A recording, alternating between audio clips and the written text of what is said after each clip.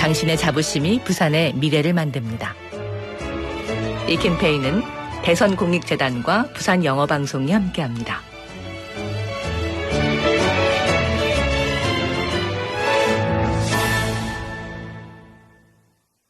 We are the Zero Waste Rangers. To save Mother Earth, just remember the 5 R's. Would you like a bag for that? No thanks. I brought my own bag. Number 1, refuse. Just say no to things you do not need.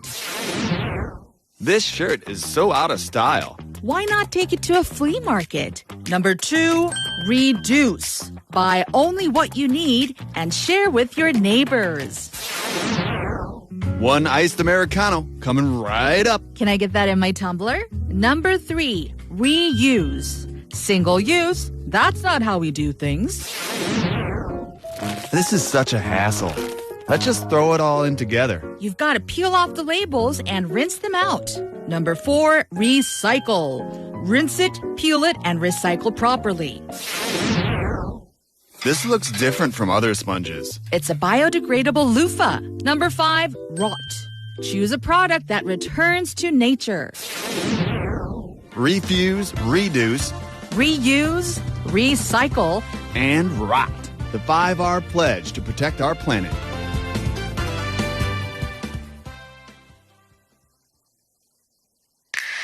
Welcome to Busan. Let me show you around. Here you can find the world's largest musical in-ground fountain and the world's only UN memorial cemetery. Stroll along the coast and explore the largest mountain fortress in Korea. As well as all this, there are so many tourist attractions, beautiful exhibitions, vibrant culture, convenient facilities, and delicious foods unique to Busan. With all the beauty and charm of the amazing city of Busan, you'll find yourself right at home in this ever-changing tourism paradise. So stay with us a while. Busan, your number 1 tourist destination. Your home, away from home. This campaign is brought to you by BEFM, Busan 영어방송.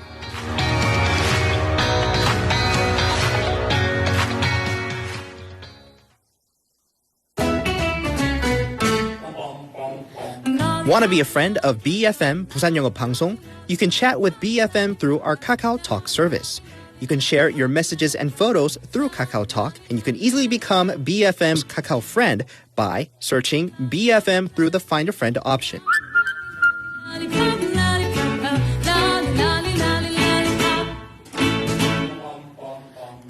Come share and chat with us at BFM anytime, anywhere for free.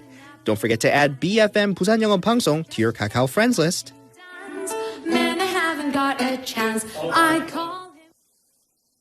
지금 방송 광고라는 부메랑을 던져보세요. 소비자를 향해 정확히 날아가는 광고. 힘차게 돌아가는 경제. 부메랑처럼 다시 기업의 이익으로 되돌아오니까요. 방송 광고, 경제에 큰 힘이 됩니다. 부산 방송광고발전협의회.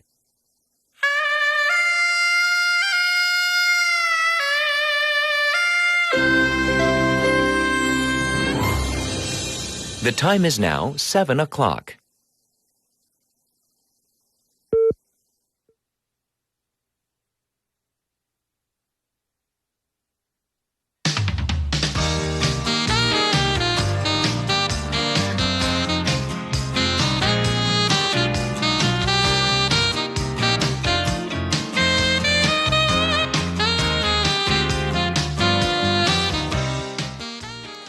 Good morning, Wavers. Have you been following the World Cup? So even before our broadcast, I was watching the England versus Croatia game.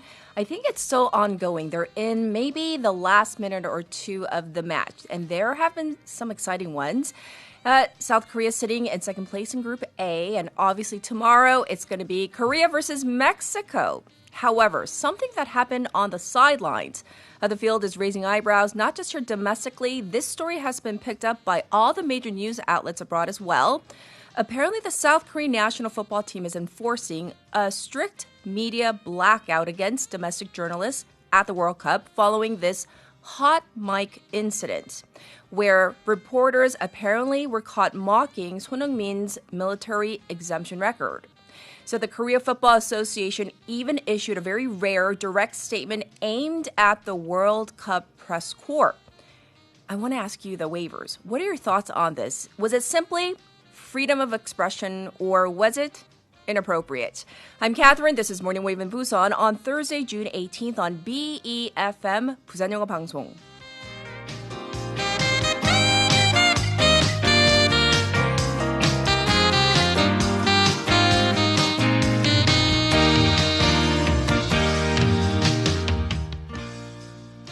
All right, Wavers, it is a beautiful Thursday morning here in Busan. Welcome to the program, and I hope you're all doing well.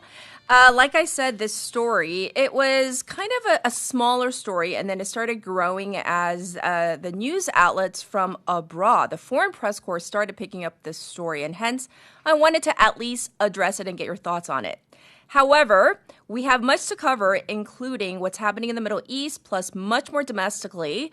And here is our text topic for Thursday morning. Are you ready? This is related to a story, loosely related to a story we're going to talk about later on. Here's the text topic.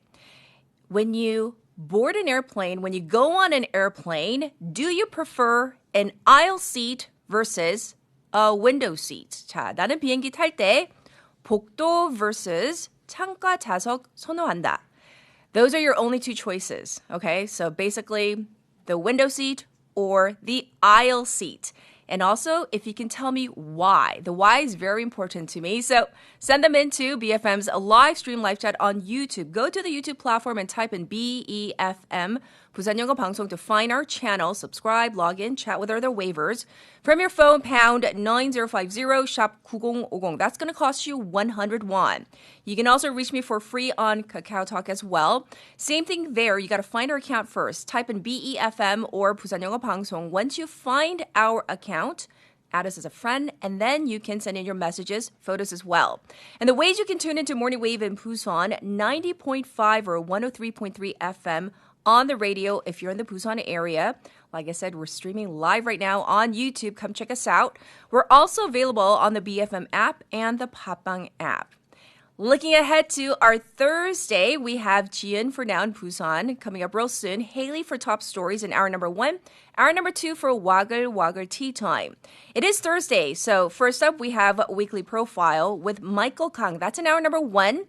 And we have another guest, Professor Chang Ho-gun, in hour number 2 for Expanding Horizons for a special interview. We're going to talk about South Korea's EU outreach and also the G7 participation. Obviously not a member of the G7, but invited 2 years consecutively. Let's find out more about Korea's role. That's coming up with our interview in hour number 2. Also, a reminder about this youth-friendly city on-air program. This is a recruitment opportunity for youth radio production teams. Whether you're an individual, you're part of a team, you will get professional broadcast training and coaching, and you get to produce your own content along with BFM, plus get all the necessary funds and even appearance fees. So applications are open until June 21st via email or in person at the Busan Jingu District Office, Job, Industry, and Youth Division. And now it's time to turn to Jian for Now in Busan. Let's say hi first. Good morning. Good morning. Yes, so let's get your take on our text topic first. So let's say you're on a plane, and let's say you have a choice. Do you prefer the window or aisle seat? I always prefer the aisle seat. Is there a reason? I hate saying, excuse me, to do anything. It could be a toilet. It could be just a little stretching maybe. Right, to climb over. Yes, especially for a longer flight. Definitely. Okay. I don't need to see the outside. Right, because once you're in the air, you're like... You don't really care. Right. But the aisle, yes. The aisle seat. Got it. Mm-hmm. Okay, we're going to jump into our local news. Busan's been selected for a major national energy project. So let us know, what are the details? Yes. Gyeonggi County has been chosen as the candidate site for Korea's first Innovate Small Modular Reactor, or SMR. At the same time, Yeongdeok in Gyeongbuk Province was selected as the site for 2 new large-scale nuclear reactors. And why was Gijang selected? The Gijang received high marks for site suitability, construction conditions, and local acceptance. The area is already home to the Gori nuclear power complex, giving it decades of experience in operating nuclear facilities and related infrastructure. Well, let's go over the logistics. What exactly, you said it's a small modulator reactor, but what is an SMR? Yes, so a small modular reactor, SMR, is a smaller type of nuclear reactor that's designed to be built more quickly and operate more flexibly than conventional nuclear power plants. I see. It's expected to play a bigger role in meeting future electricity demand, especially as AI and semiconductor industries continue to grow. I see. And how are local officials reacting to this? So they welcomed the decision, saying it could create high-quality jobs, attract related industries, and boost the local economy. The incoming Gijang-gun County mayor also said the project could strengthen efforts to attract AI data centers to the area. Yes. Any concerns, though? Well, yeah, while many residents expect economic benefits, city officials say public safety remains a top priority. Yes. They say transparent information and strong safety measures will be essential as the project moves forward. Of course, safety absolutely core. Well, let's move on and talk about this. Both major parties in Busan are making some changes after the recent local elections. What's going on? After the June 3rd local elections, both the Democratic Party and the People Power Party are reorganizing their local leadership. They're trying to rebuild their organizations and broaden their support base ahead of future elections. We're going to begin with the Democratic Party. What's changing here? The Democratic Party has many vacant local leadership positions because many local committee chairs ran in the recent elections. So now they're recruiting new faces to fill those positions and strengthen the party across Busan. Yes, and who are some of the people applying? One notable applicant is Ha Jung-woo, who recently ran in the Bukgap by-election. Another is proportional lawmaker Park Hong-bae, who worked as chief spokesperson for Busan Mayor-elect Chun Jae-su's campaign and has applied to lead the Sasangu District Committee. I see. What about the major opposition People Power Party? The People Power Party is also preparing for new leadership. Lawmakers in Busan have agreed to recommend two-term lawmaker Lee Seung-kwon as the next chair of the party's Busan chapter. What's expected under his leadership? Lee has been calling for reforms inside the party and says it needs to better reflect what the public wants. Many expect him to focus on appealing to moderate voters while preparing for the next general and presidential elections. Thank you for covering this. Moving on, Busan is taking a tougher approach to drivers who keep avoiding toll payments on the 광안대교 bridge. What's changing? Yes, the Busan Facilities Corporation will expand criminal complaints against drivers who repeatedly refuse to pay the bridge toll. Instead of filing complaints once a year, it will now do it twice a year. Is there a reason behind the change? Yes, the city says the previous crackdown actually worked. Last year, 37 out of 48 people who were reported ended up paying what they owed. That brought in about 19 million won in unpaid tolls. Well, how serious is the problem this year? Well, this year, it's still pretty significant. So earlier this year, the corporation sent legal notices to 50 repeat offenders, giving them a chance to pay voluntarily. Together, they owe about 94 million won from more than 13,000 unpaid toll charges, including penalties. One driver failed to pay the toll 554 times. Wow. The highest number among this year's offenders. Will they still have a chance to pay before legal action is taken? Yes, the corporation will give people a chance to pay voluntarily first, but if they ignore the deadline, it will file criminal complaints without exception. Well, thank you for going over this once again. They're cracking down on the tolls on the 광안대교. Next up, Busan wants to spread tourism beyond its most famous destinations. What's the plan? Busan City is launching new tourism projects across different parts of the city. The goal is to encourage visitors to explore beyond places like Haeundae and Gwanghwaneom. Our city is so vast, so absolutely. What kind of experiences will they offer? So each project highlights the area's own history, culture, or natural cultural attractions. They're designed as hands-on experiences rather than just sightseeing. And why is the city focusing on these local attractions? Well, right now, most tourists spend their time in a few popular areas. The city hopes these new programs will spread visitors more evenly across Busan while helping visitors discover new places. And will this program continue into the future?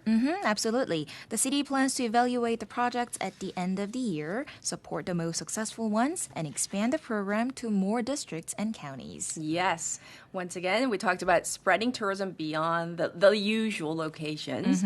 Moving on, Busan is launching a new employment program for people in need of housing plus job support.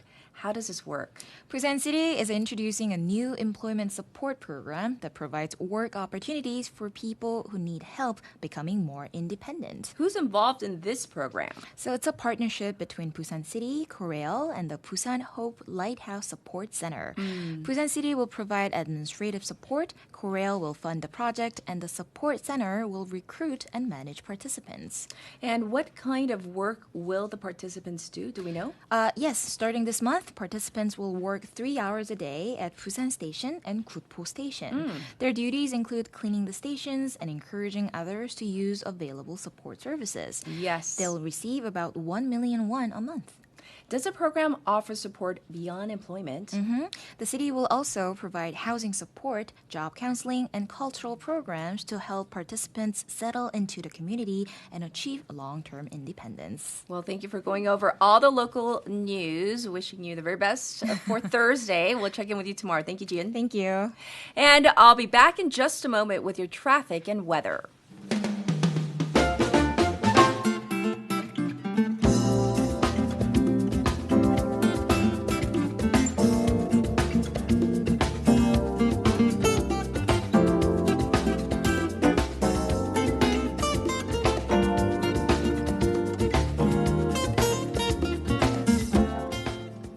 It's time for your traffic report. It is congested on the Dongso overpass from Bomnekgo ramp to Kaegum right now. It's backed up on Mandakdero from Minam intersection to Namhae Expressway Deokcheon ramp. It's slow moving on Jungangdero from Songgong 3-way intersection to Seomyeon intersection. There's traffic building on Gwangnam-lo from KBS 3-way intersection to Dongbang 5-way intersection as well.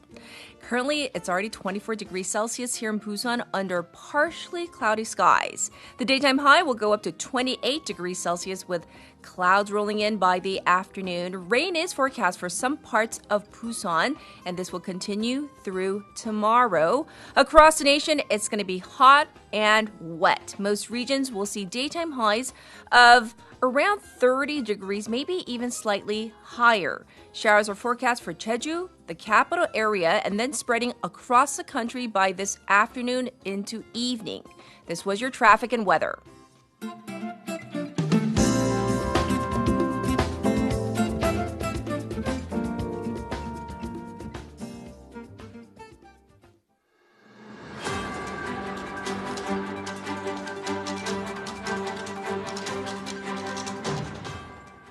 It's time for the morning brief, and we have some breaking news just in. U.S. and Iran ceasefire MOU signed. The U.S. has disclosed details of the 14-point agreement with Iran, which declares an immediate and permanent termination of military operations on all fronts, including in Lebanon, with reports saying that the presidents of the two countries have already signed the deal.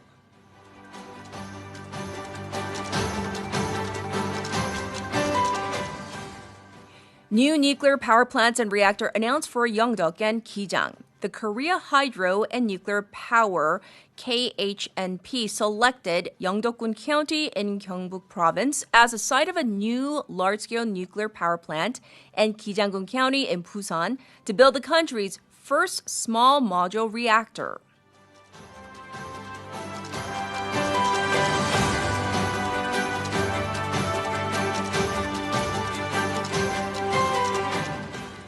Special counsel seeks 18 months for Oh Se-hoon on illegal funds charges. The Minjungi Special Counsel team yesterday sought a 1.5-year prison term for Seoul Mayor Oh Se-hoon on charges of accepting illegal political funds in connection with opinion polls he received ahead of the mayoral by-election in 2021.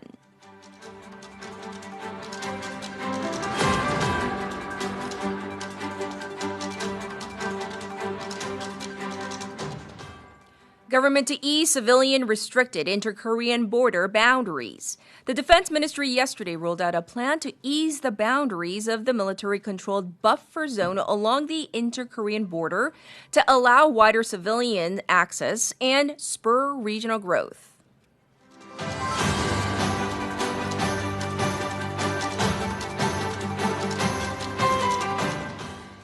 U.S. Fed holds key rate steady. The U.S. Federal Reserve on Wednesday local time held its benchmark interest rate steady in the 3.5 to 3.75% range in its first rate decision since new chair Kevin Warsh took office last month. This was the Morning Brief.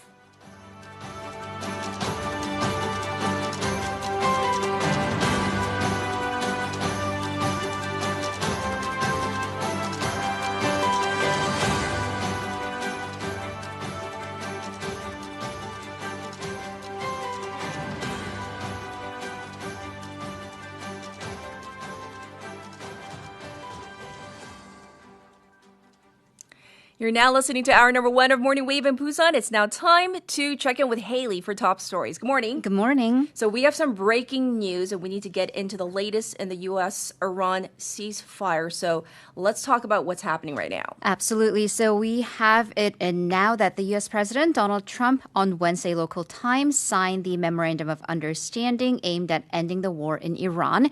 And we now also have from Iranian state media that its president, Masoud Pezeshkian, also penned the deal. I mean, of course, the official signing ceremony is still scheduled for Switzerland, but it seems that both countries have signed on. And now we also know what is in the deal as a U.S. official has done a readout. This is comprised of 14 articles that begin with, as you said, the U.S., Iran, and also allied forces immediately and permanently ending all hostilities on all fronts, and this includes Lebanon with allied forces, including Israel. And this is, though, it's not a permanent or final agreement because, as one U.S. official put it, it's more of a table of context as this goes to the two countries agreeing to negotiate for the next 60 days. Yes, and what about the Strait of Hormuz? So here the U.S. is to immediately lift its naval blockade and also Iran taking necessary actions to restore commercial shipping in the Strait of Hormuz, including the clearing of naval mines. Yes, and are there other economic or financial matters to take care of? Right, so the U.S. will establish just $300 billion minimum funding for reconstruction of Iran. However, it will not have to participate. And the United States has been very clear that this will be a privately funded fund, essentially. And also, though, on the official front, the U.S. will lift sanctions against Iran. The American Treasury Department will also grant exemptions for Iranian crude oil and petrochemical products to be exported and unfreeze Iranian assets. This seems to be a significant concession by the U.S. So the question is this, what is Iran giving up in return? The big question has been what will happen to its nuclear program. So the key issue here is that Iran has reaffirmed that it will not manufacture nuclear weapons. However, all mutually agreed nuclear-related issues, including another big topic, the handling of enriched uranium and Iran's nuclear needs, will be addressed in future negotiations. So things are not certain yet.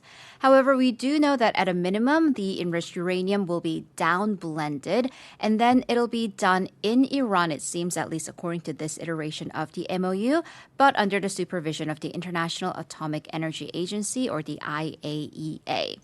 So here, a senior U.S. official touted this as a minimum standard and also a major win for the United States. Yes, on and all, what seems to have changed compared to the pre-war period is Iran's control over the Strait of Hormuz. Right, because, when we look at the greater picture, and of course we'll have experts handling this who are more equipped to do this, but not much has changed. Iran's regime still in place. The big change is that Iran seems to have control of the Strait of Hormuz, and this may continue.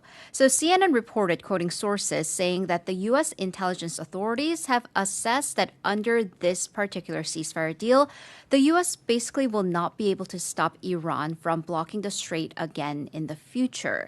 So the outlet analyzed that the new Iranian regime has won this strong new weapon, and that could harm the global economy from this war with the United States, with one source quoted as saying that the U.S. has effectively given Iran controls over the strait, and that this control is, quote-unquote, the new weapon that would be stronger than any new nuclear weapon. Another question is this, though. How will Iran be able to control the strait? Right, so short of a new war, what could happen? Well, intelligence authorities pointed to Iran's considerable weapons arsenal.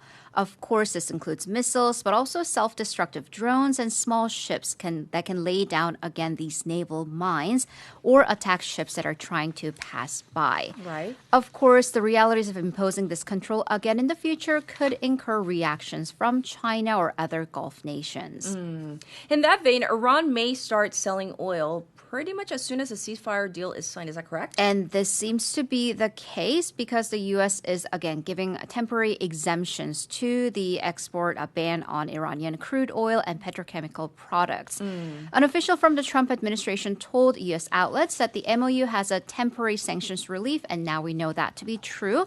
So this, then plus the U.S. lifting its naval blockade, Iran is expected to make significant profits. And of course, we have to factor in the supposed $300 billion minimum reconstruction fund that would come from private investors. And it seems that Iran is looking at some considerable money ahead. Yes, and with the war, at least in the Middle East, set for this official signing, as you say, all points seem to be have been agreed upon. Leaders are turning their focus back onto the Ukraine war. Right, and that seems to have been another major issue at the G7 summit in Evian, France. So the G7 leaders had a closed-door working-level meeting with Ukraine's President Volodymyr Zelensky on ways to support Ukraine and to end the war. So one French source told the press that the leaders decided to increase pressure on Russia via gas and petroleum sanctions. And what's really important is that they have President Donald Trump's backing on this. He also told the press that Russia has seen, quote, great casualties and they need to talk to Ukraine to end the war. And he even mentioned the possibility of reimposing U.S. sanctions on Russian oil that he has lifted temporarily due to the conflict in the Middle East. But that, he said, is in the rearview mirror, so they can focus on reimposing those sanctions.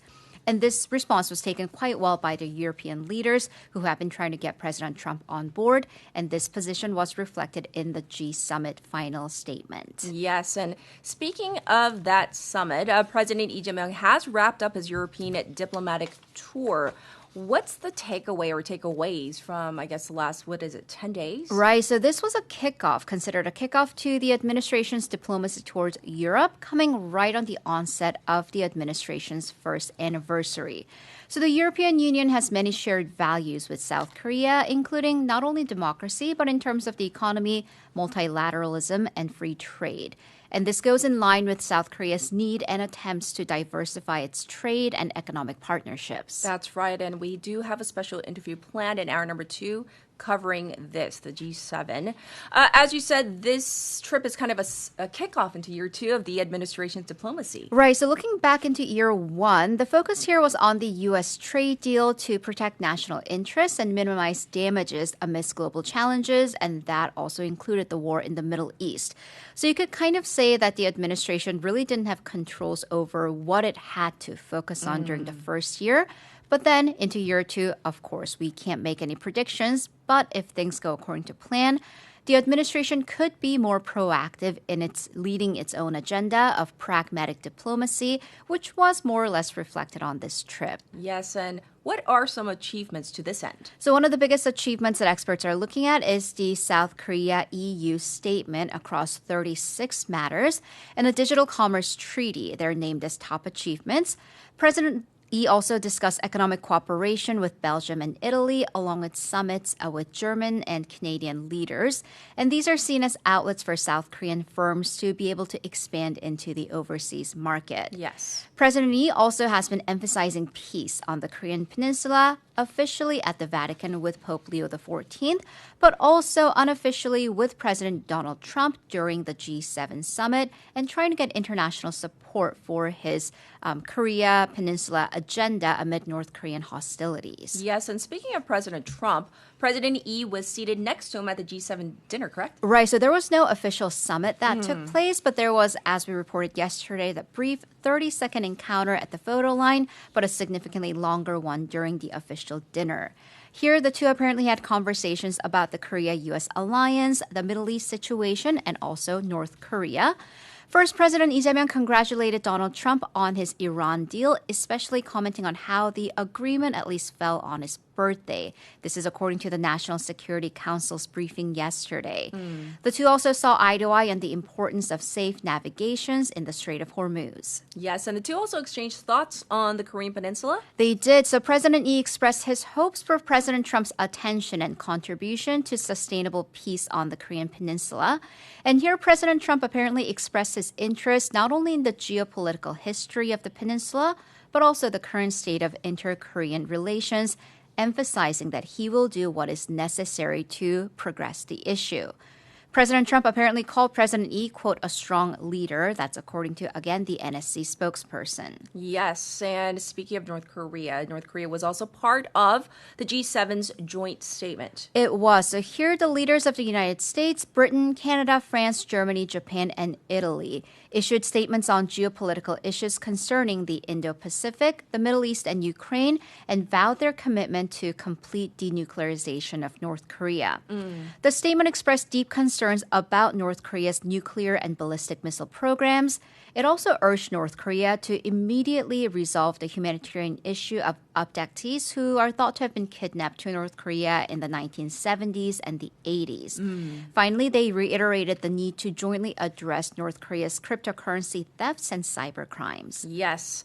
Well, leaving that there, we're going to move on to a domestic political story. The opposition People Power Party held a lawmakers' general assembly yesterday. Let's go over what went down. Right, so here clear fracture lines were shown, especially with clashes over the future of its party chairman, Jang Dong-hyuk. So the 7-year or so People Power Party or PPP lawmakers, they fiercely argued over, number one, the extent of the election appeal that the party would file stemming from the local elections ballot shortage, and then again, the future of the party's chair.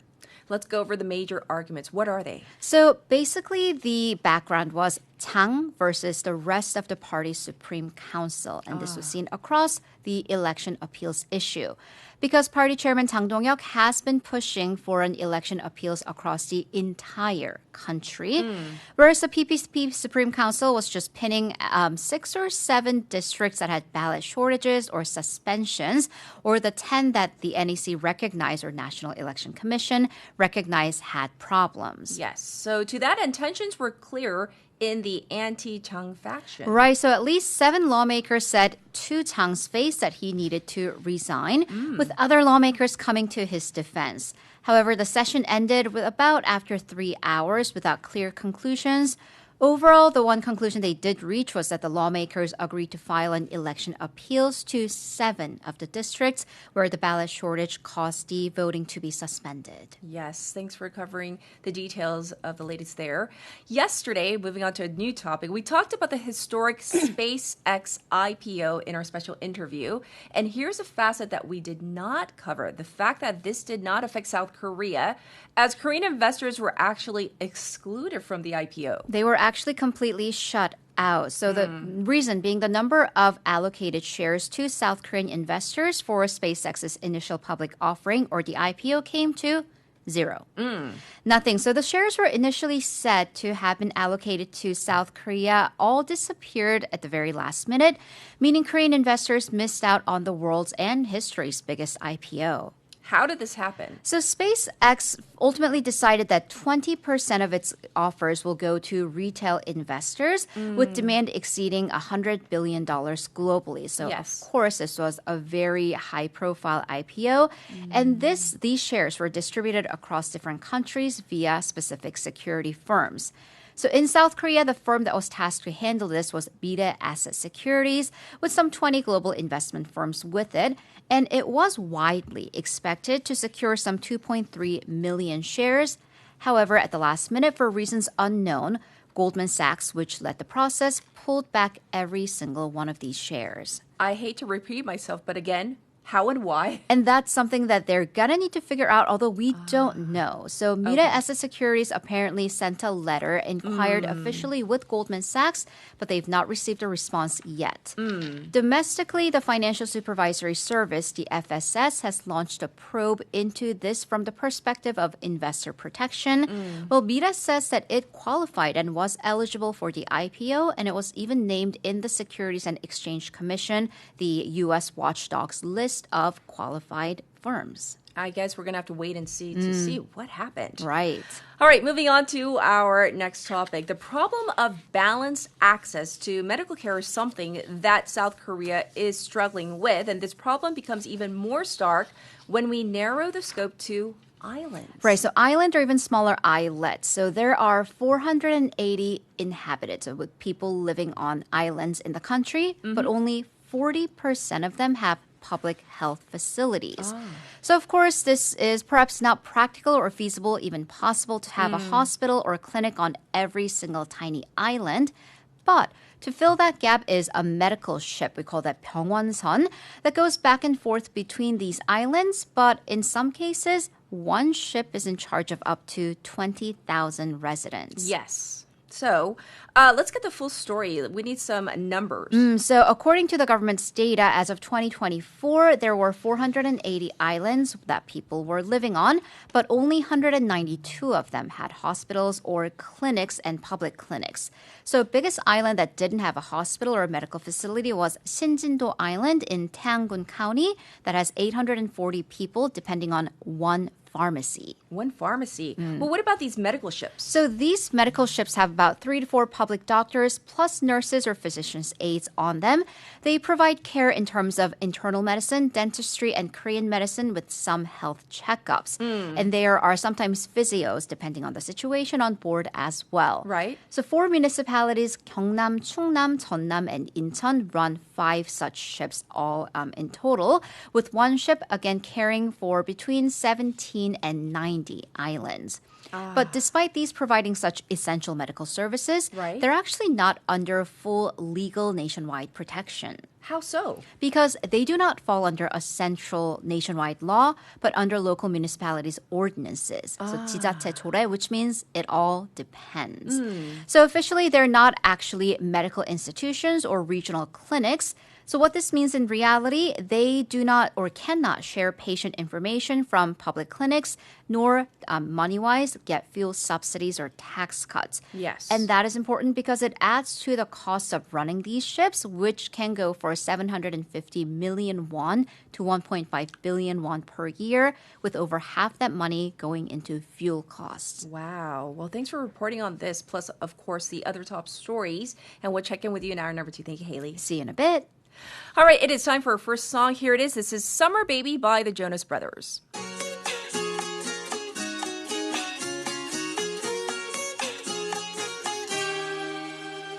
You're a fool, no problem. Lucky I'm your baby's father. Got that ooh, so proper, and I'm thankful for your mama. Got that two-step pop, and you're a melody, babe. Skyline, baby blue. Still catching feelings for you.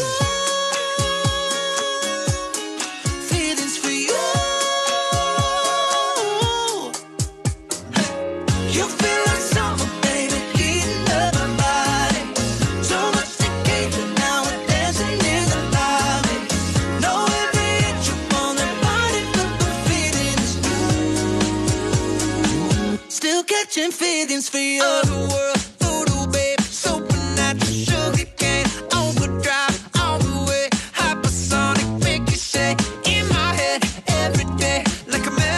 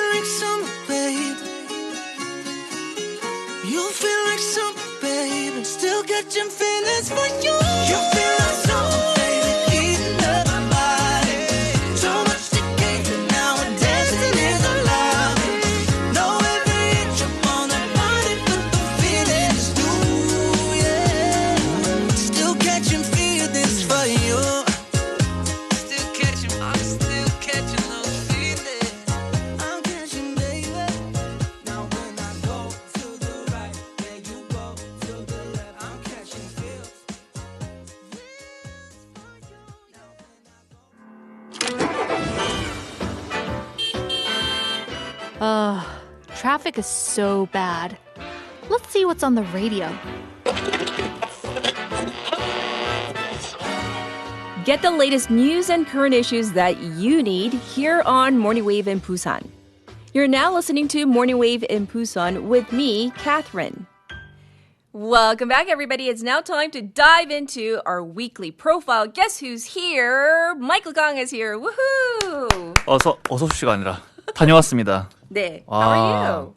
Good. I mean, everything looks so different. 우리 지금 여기 새 스튜디오가 있잖아요, 지금. Yes. Wow, this is nice. Can you try to describe it for our listeners? Especially because if they're not on YouTube, it's kind of difficult to... 라디오상으로는 모르실 텐데 it's much bigger, much larger space. So it's a little bit intimidating. 조금 부담스럽긴 한데.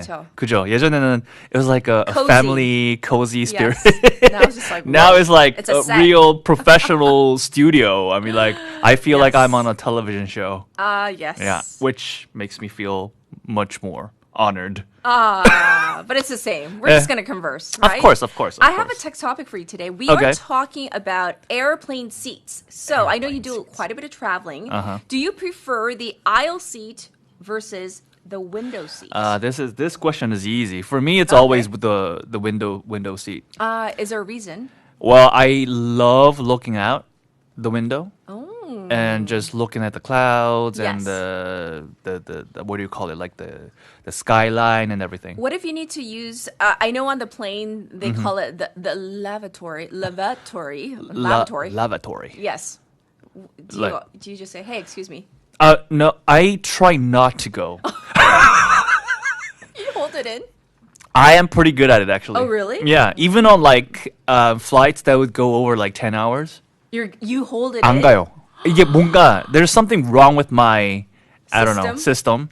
But whenever you get on a plane, for like in my case, like it just doesn't work. Okay. I guess it's a good thing, kind of. It's good for me. Well, yeah. Hence the window seat for me. Got it. It makes perfect sense. We're going to jump into our weekly profile. So, who are we going to cover today?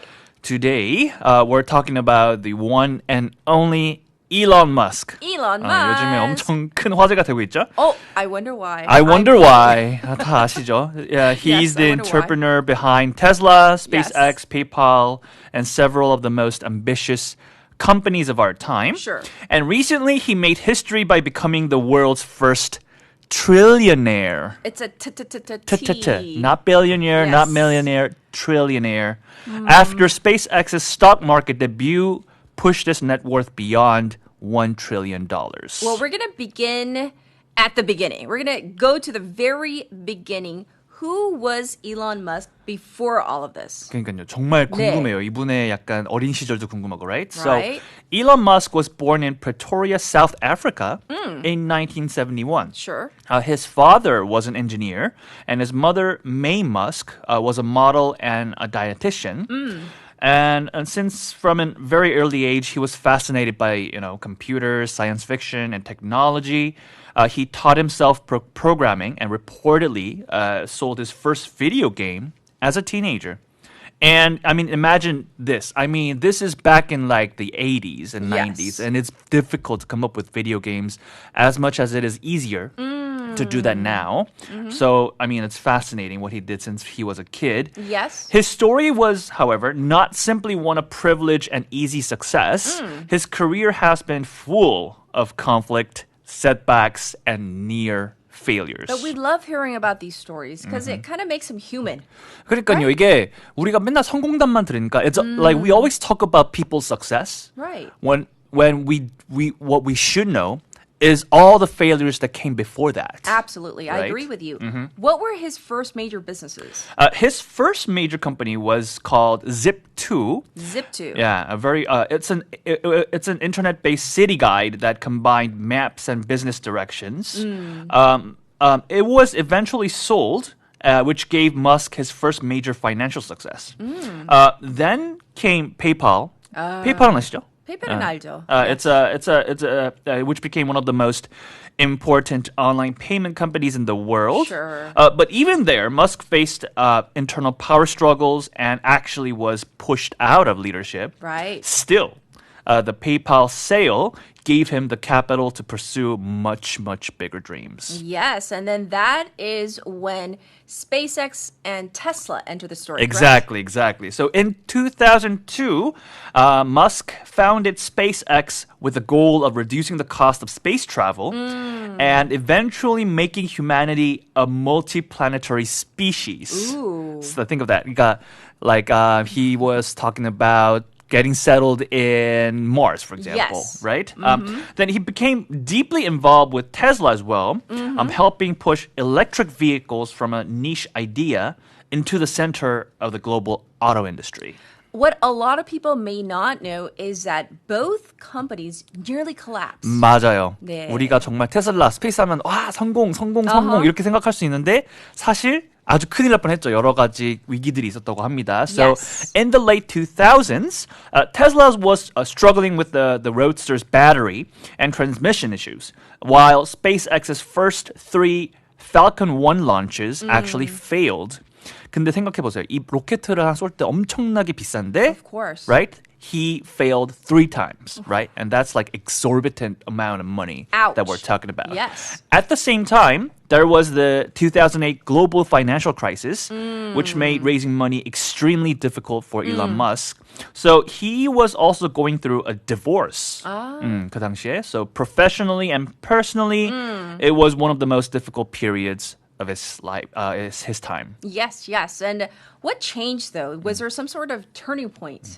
여기가 진짜 멋있어요. 이 노력을 포기하지 않으면은 안 되는 건 없는 것 같습니다. Okay. The turning point came when the 4th Falcon 1 launch succeeded. Ooh. 세 번째까지 실패했지만 네 번째 또 성공한 거예요. And that success helped SpaceX win a major NASA contract. So important. 정말 중요하죠. 그래서 이게 성공한 것도 중요하지만 여기서 Yes. 이제 다음 계약으로 사업 수주로 넘어가는 게 중요한데 Of course. the one and only NASA right contract was what he won after the 4th Falcon launch. Around the same period, Tesla managed to launch the Roadster and later the Model S, proving that electric cars could be desirable high-performance vehicles. Yes. And by 2012, Elon Musk was no longer seen merely as a strange idealist, but Silicon Valley began to take him very, very seriously. Yes. So absolutely, coming back from those so-called failures. Yes. Now we look back, it's like stepping stones, right? And then came the Tesla boom. 그래서 한 번 이제 성공하고 이렇게 되니까 사람들 주목을 받기 시작하니까 이때부터는 Right. 이제 그 가도를 달리기 시작한 거죠. So Tesla still faced many production problems, especially with the Model 3, but eventually it succeeded in mass producing electric vehicles at scale. Yes. So that changed the entire auto industry. Traditional automakers had to accelerate their electric strategies because Tesla had proved the market existed. Yes, absolutely. Now, let's turn our attention to SpaceX because that's of course, the big news right now. Yeah, 그러니까 테슬라랑 스페이스X가 지금 같이 병행해서 지금 진행하고 있는 건데 두 가지를 지금 둘 다 갖게 된 거죠. 엄청나게 큰 Right. 컴퍼니를. So SpaceX became just as transformative as Tesla. So the company developed reusable rockets, especially the Falcon 9, which dramatically changed the economics of space launches. And later, SpaceX expanded through Starlink, satellite internet, and deeper partnerships with NASA. Yes. And now, with SpaceX's public listing, the company's value has reportedly made Musk the first trillionaire in history. To trillion, as I say. 이게 Not stuttering. 한국말로도 되게 좀 발음이 조금 어색해요. 조만장자, right? 억만장자도 아니고 조만장자. 조만장자. We have to remember that word. It's 조만장자. very new to me. Yes. Will we ever get there? I don't know. 저는 절대 못 갑니다. I don't even want to agree with you, but disagree. I don't know what to say. 억만장자라도 돼보고 싶다. 네. 너무 That 부러워요. number is just almost impossible to wrap your mind around, right? It really is. And according to the article, one of the articles, Elon's net worth reached around $1.05 trillion. Trillion. Wow. 그러니까 1조 달러로 넘었는데 that is larger. Yes. Okay, 요거 진짜 웃겨요. There's a Okay. comparison. Okay, here we go. So this is larger than the GDP of many countries, right? Such as? Such as Taiwan, Taiwan. oh wow. Ireland, Sweden, and Singapore. That's 그러니까 이런 just like 나라들보다도 이제는 더 돈을 더 많이 갖고 있는 사람 된 거예요. speechless. Speechless. This is it doesn't make sense. I mean, it means his wealth is no longer just personal fortune. Yes. It has become a geopolitical scale figure. Oh, that's a good word to put it. Yes. Yeah. He rolls with nations now. Yeah. Nations' 이제는 economies. 그냥 개인이라고 보기가 어려울 정도로 돈을 많이 갖게 된 거죠. So right now he is leading two of the world's most valuable companies, basically. Exactly. So with SpaceX and Tesla both ranked among the world's top companies by market value, Elon Musk occupies a very unusual position. It is rare for one person to lead two companies of that scale at the same time. And I have to say, though, okay, as a businessman, as an entrepreneur, we can't knock him. But he's also a polarizing figure. We can't ignore that. Very much so. So his supporters see him as a visionary who changed cars, space travel, and technology. His critics, though, see him as reckless, controversial, and unpredictable. And that tension is central to understanding Elon Musk. He's not a traditional corporate leader. Right. He takes enormous risks. I mean, not just humongous, right? Communicates directly and often impulsively. Yes. And he builds companies around extremely ambitious goals. True.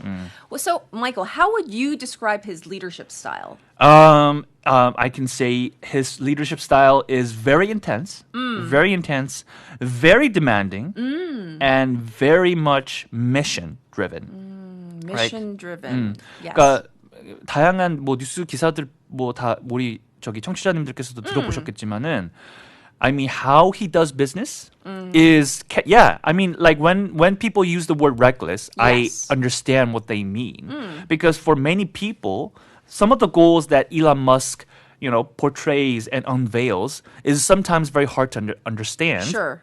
But it turns out in the end everything works to the best scenario for him, right? For him, yes. Yeah, for him, yes. Yeah. So Elon Musk tends to set his goals that would seem, impossible.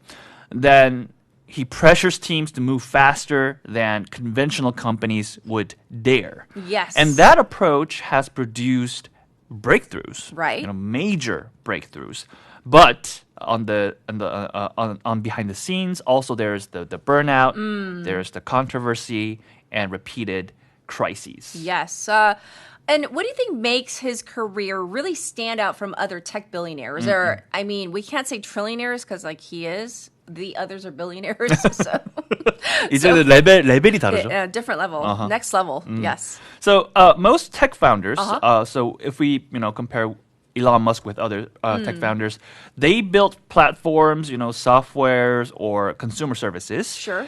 Elon Musk built companies in extremely difficult physical industries. So 그냥 우리가 생각했을 때 이 정도면 할 수 있을 것 같아 이런 분야가 아닌 거예요, 애초에. So we're talking about cars, we're talking about rockets, we're talking about batteries and satellites, and these are huge, and it can be intimidating to jump in. Yes. These are capital-heavy, engineering-heavy sectors where failure can be catastrophic. Yes. And that's why his career stands out very much so. He didn't just build apps, he challenged the entire industrial systems. Okay. So, final question. How would you describe Elon Musk in one sentence? Okay. I do have a sentence here prepared, but before I jump into this, I want to give some sort of a foreword. Okay. So, Elon Musk, as controversial as he can be, what we have to realize is that, there probably is a good reason for him to be so controversial, you know? And that is his instinct behavior when it comes to, you know, being able to capture where the source of, you know, profit or where the source of capital lies. Right. And even if many people can't see it, he's willing to take the risk and he's willing to take the job, even if all of the people in the room says no. Right? Yes. And that's what I believe describes Elon Musk, you know, most perfectly. So I would say that Elon Musk is a risk taker who turned impossible sounding ideas into trillion-dollar industries, while remaining one of the most controversial figures in modern business. Absolutely. Well, what a timely figure to profile this week, because obviously in the news because of the IPO of SpaceX. And I don't want to put you on the spot, but Layla, 새로운 스튜디오를 맞이하는 뒤태미남님의 축가를 듣고 싶다고 하네요. 꼭 오늘은 안 해도 되지만 언젠가는 beautiful voice in our new studio. I wonder what 여기서 your 노래 voice- 부르면은 어떤 노래를 불러야 되나? 약간 그 like a news desk like opening theme. 아니요. Just anything. Your view. It feels like it feels like I have to be official or professional. But Professional. 한번 준비해 보겠습니다. 네. 네. 알겠습니다. Well, thank you so much for our weekly profile, and we'll check in with you next week. Yes. All right, everybody. This was Michael Gang once again in our brand new studio. And looking at some of your messages, there are different opinions. Some people really do like the window seat, but also the aisle seat. And I also see one person who actually likes the middle seat. Tristmaster says, it might be surprising, but I like the middle seat. And I'm so curious as to why. So if you could send us a follow-up message, that would be fantastic. We have more coming up in hour number 2, including our special interview. So please stay tuned. I'll be back at 8, but here's our final song for hour number 1, Titanium by David Guetta featuring Sia.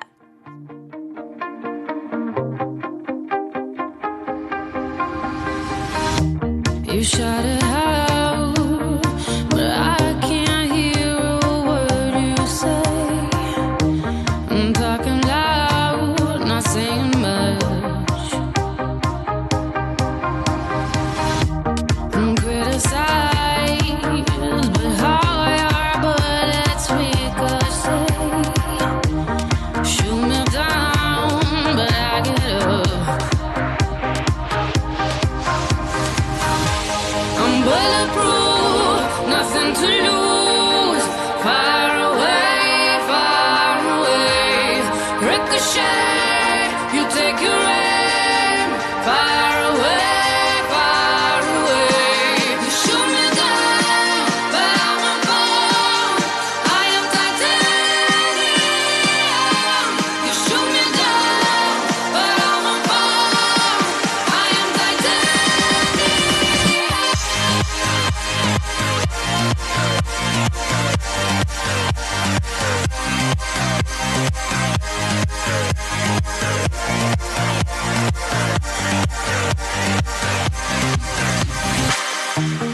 Cut me down, but it's you who have further to fall.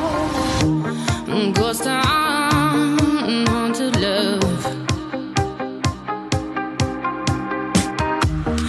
Raise your voice, sticks and stones may break my bones. Talking loud, not saying much. I'm bulletproof, nothing to lose. Far away, ricochet. You take your aim. Far away. You shoot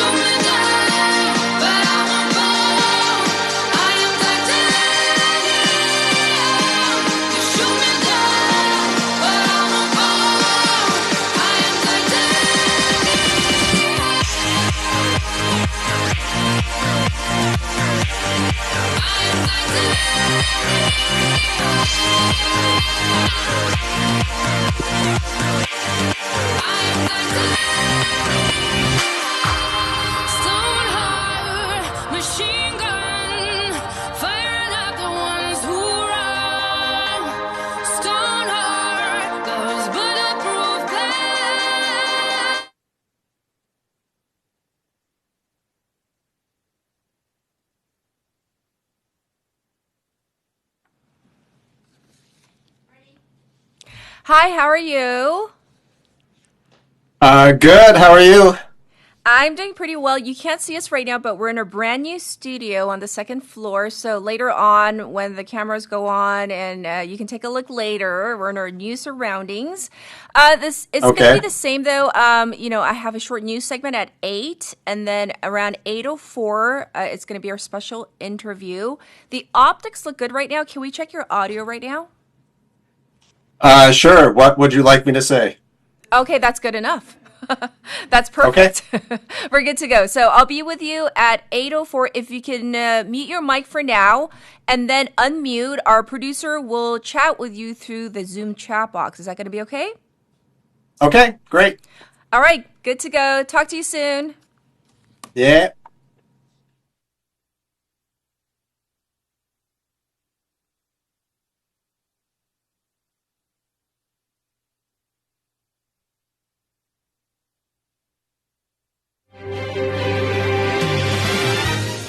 어린이가 안전하게 뛰어놀 수 있는 부산. 아이 키우기 좋은 도시는 우리 모두의 미래이자 희망입니다. 이 캠페인은 어린이가 안전한 부산을 만드는 은행, B&K 부산은행과 함께합니다.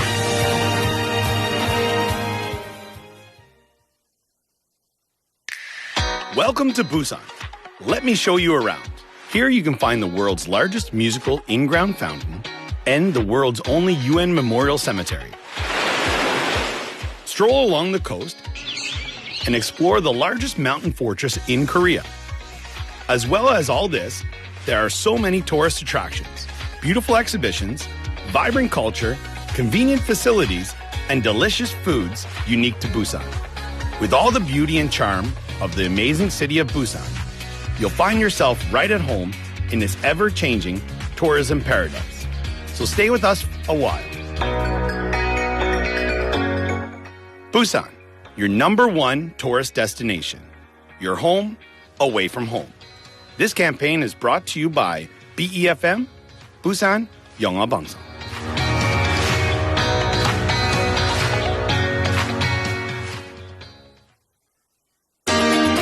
여러분은 영어 왜 배우시나요? 영어 드라마를 자막 없이 보기 위해? 아니면 해외여행지에서 현지인과 자유롭게 대화하기 위해? 더 넓은 세계와 연결되고 싶은 여러분만의 영어 여정이 있으신가요? 영어를 배우게 된 계기부터 나만의 영어 공부 팁을 BEFM에서 함께 나눠보세요. 영어가 내 삶을 어떻게 바꿔놓았는지 그 특별한 이야기를 들려줄 주인공은 바로 당신입니다. 부산 시민이라면 누구나 참여 가능. 자세한 사항은 부산 영어방송 홈페이지에서 확인하세요. 무엇이든 말하는 대로 만드는 AI의 세상. 하지만 AI로 이 소리를 대신할 수 있을까요?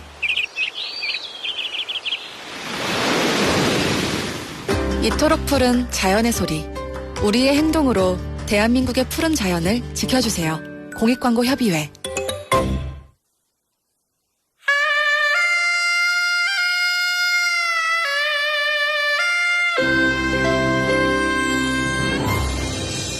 The time is now 8 o'clock.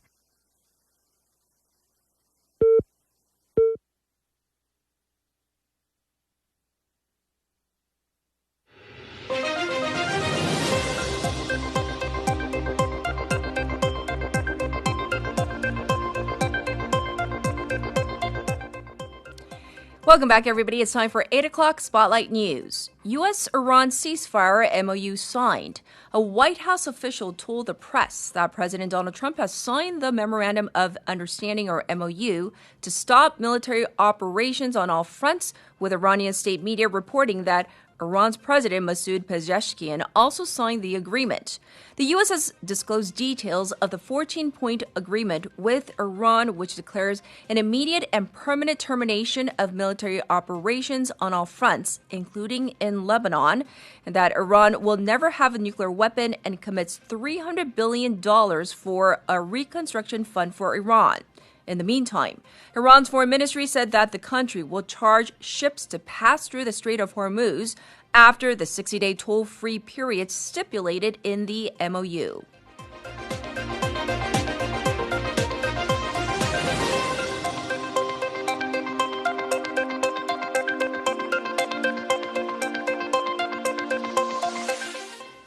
New nuclear power plants and reactor announced for Yeongdeok and Gijang. The Korea Hydro and Nuclear Power KHNP selected Yeondeok-gun County in Gyeongbuk Province as the site of a new large-scale nuclear power plant and Gijang-gun County in Busan to build the country's first small module reactor. KHNP's Nuclear Reactor Site Selection Committee said it considered factors including the site's appropriateness, environmental aspects, construction, resident sentiments, and added that a stable supply of power is an essential task for the country's competitiveness and the future generation. The Ministry of Climate expects to receive construction approval for the projects by early 2030, with the large nuclear reactor to be completed by 2038 and the small modular reactor to be finished by 2035.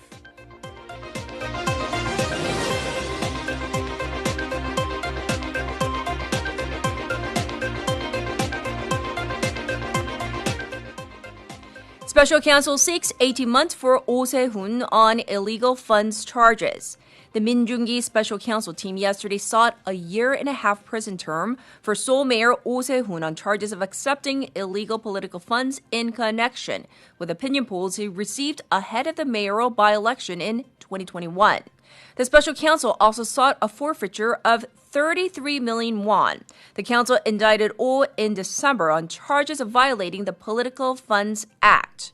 Oh is suspected of having his political supporter Kim Han-jung make payments for opinion poll results he received on 10 occasions from self-proclaimed power broker Byung Tae-gyun ahead of the by-election in April 2021, which he won.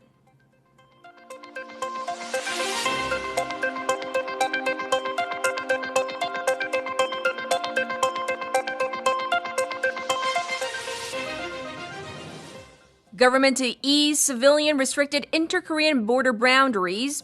The Defense Ministry yesterday rolled out a plan to ease the boundaries of the military-controlled buffer zone along the inter-Korean border to allow wider civilian access and spur regional growth. The Civilian Control Line, CCL, a buffer zone that lies within 10 kilometers south of the Military Demarcation Line, or MDL, that runs through the demilitarized zone will be reduced to an average of 6 kilometers in distance, said Defense Minister An Gyu-baek. The CCL, established to protect military installations, has also posed a barrier for local residents and caused inconveniences. The Lee Jae-myung administration has been working to readjust the boundaries to ease property development restrictions and improve the quality of life for local residents.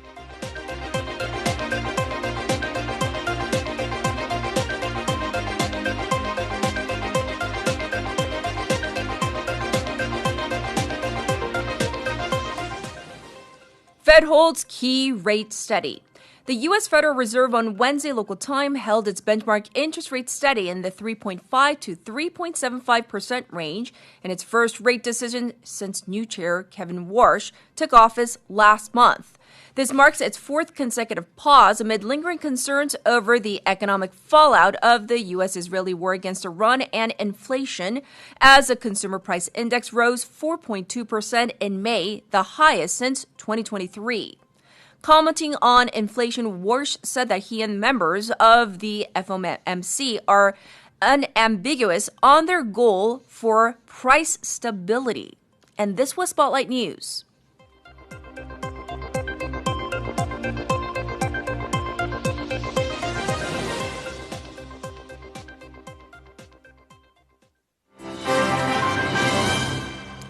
It's time for a special interview on this Thursday morning. President Lee Jae-myung concluded his first European tour since taking office on June 17, 2026, following his 2-day participation in the G7 summit. The visit marked a significant step in expanding South Korea's diplomatic engagement with Europe and global partners. And during the summit and related meetings, he emphasized South Korea's role in addressing global challenges, including artificial intelligence, development cooperation, and security. The trip also included bilateral talks with key partners focusing on things like defense, energy, and economic cooperation. And today we'll get more insight into these developments with an expert. Let's welcome back Professor Sean O'Malley, Professor of International and Area Studies, the Minsa College of Liberal Arts at Dongseok University. Hi, how are you? Good morning, Catherine. Thank you for having me. Absolutely. So, first of all, what's your overall assessment of President Lee's visit to Europe and his participation in the G7 summit? Well, overall, it was a fairly successful trip, I think. President Lee had said himself in his very first summit with the Belgium leader that this was a chance to build rapport and sort of build the foundation for a long-term partnership and vision between not only Belgium and South Korea, but the implication being Europe and South Korea as well. I think what's really important coming out of this, especially for listeners to understand, is that the synergies of interests between Western European states and South Korea have probably never been stronger. And those come in two ways, primarily. The first is material terms, and the second is ideological. At this particular time, Europe needs South Korean technology, especially integrated circuits from Samsung and SK Hynix. And they also need munitions from South Korea and armaments from South Korea that are compatible with their militaries as they work within NATO. And ideologically, both Europe and South Korea are pushing for a free and open trade regime, greater multilateralism, and more diplomacy and more cooperation in the international sphere.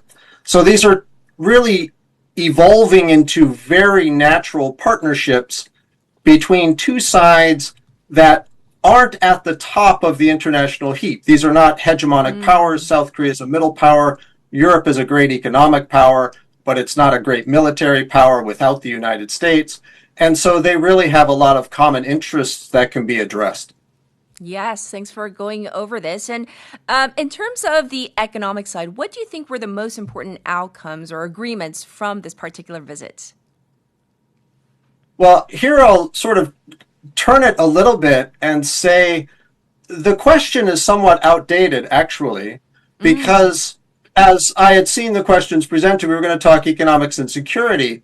And that's a very sort of liberal ideological approach. That is really post-World War II. Let's have a liberal economic model, and then security is off to one side. But really, since Russia's invasion of Crimea in 2014, the world, especially the Trump administration and Russia, have really turned more towards classical realism, really 19th century, early 20th century thinking, where economic production is the key ingredient to a strong, secure nation. And therefore, economic security is the talk of the day. And you can't really separate anymore economics from security. And that really came through and was reflected in nearly every agreement that President Lee signed and memorandum of understanding that he signed during his trip to Europe. Well, if we do focus a little bit more on the security side, what developments stood out to you, especially in cooperation with countries like Canada or European partners? Well, I think the most interesting aspect here, and I think the most fascinating for us in South Korea, just 2 years ago in 2024, Italy was the host of the G7 summit. And the prime minister then was Giorgia Meloni, and she is still the prime minister today. Right. Now, she did not invite South Korea in 2024. The agenda was looking primarily at the Ukraine war and at development in Africa. These are two issues where South Korea has really been somewhat passive in its approach to both, and she probably felt South Korea didn't have a lot to offer at the time. But only 2 years later, she now wants a bilateral summit alone with South Korea's president, Lee Jae-myung, to talk about critical minerals, supply chain resilience, development in Africa, and how a strategic partnership, a new special strategic partnership between Italy and South Korea can benefit both nations. And that really shows how the international system has changed quite rapidly in the last decade, that Italy is now recognizing in order to de-risk from the United States and Europe more generally to de-risk from the United States, they need other strong economic partners technological partners, and South Korea fits that bill. So this, again, is a greater synergy between these countries. Right. And as a non-member, obviously, of the G7, as an invited nation, what does participation in this summit allow South Korea to achieve, in your opinion? Well, it's a great opportunity, of course, for President Lee to keep building relationships with other leaders. In this particular summit, France is making its own outreach. It sort of sees a gap in the international system with the Trump administration really taking this classical realism and really economic coercive approach towards friends and competitors alike. France sees an opening to get more influence internationally. So it invited really major partners, Brazil, India, Kenya, Qatar, the UAE, South Korea, all of these important players from various continents were there. And this allowed President Lee really to have, I think, greater introduction to these leaders, build rapport with these leaders, and send his vision of an AI hub forward so these leaders can start to appreciate South Korea's important role in the international system. I see. Well, also, I hear that President Lee spoke with President Donald Trump about North Korea. Is this significant at all, this type of interaction regarding the whole Korean Peninsula issue? What do you think? I don't think it's significant, really. Donald Trump has shown nothing but really rhetorical interest in North Korea. Kim Jong-un really has no interest in talking to South Korea or the United States as he builds leverage with his relationships with Russia and China, especially with his participation in the Ukraine war. So this was really a chance for President Lee to reemphasize that this is an important issue for South Korea, but I don't expect leadership around the world to take any further action that will be significant at this time. And looking ahead, what should South Korea focus on to build on the results of this particular visit? Well, I think two areas, really. With the EU, it signed a digital economy partnership agreement, really to be attached to the free trade agreement. I think that's significant, especially with the Gupang fallout here in South Korea and worries of Chinese large e-commerce sites coming into South Korea. Doing more with the EU is very important. As well, working with Italy closely on developments in Africa, especially over critical minerals and the extraction of critical minerals for technology, will be very important. So South Korea, I think, should really move forward on those two issues when it has the opportunities. Yes, well, thank you so much for your oversight, your overview, and your opinions, of course, on what went down. Always wishing you the very best. Thank you so much. Thank you, Catherine. This was Professor Sean O'Malley talking about the G7 and Korea's participation in that summit, of course, not as a member, but as an invited nation of the G7. And that was your special interview. I'll be back in just a moment with your updated traffic and weather.